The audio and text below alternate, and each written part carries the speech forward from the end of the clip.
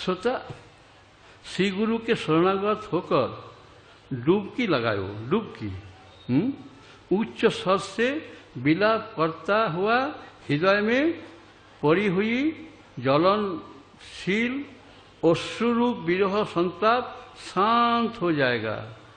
एक एक डुबकी में बस, एक एक डुबकी में आपके हृदय बस हृदय सांसारिक वासना से शुद्ध हो जाएगा। श्री गुरु पूनम की चांदनी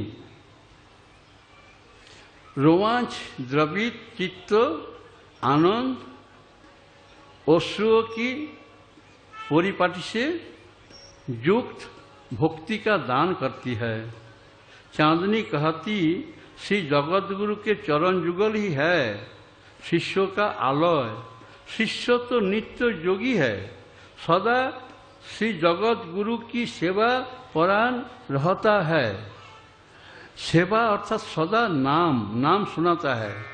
सेवा अर्थात रसना से श्री नाम ध्वनि।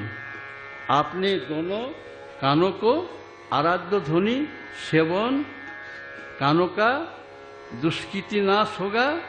भक्ति चंदनी तो सुगंध बीड़ा है। आज श्री गुरु पूनम में भजन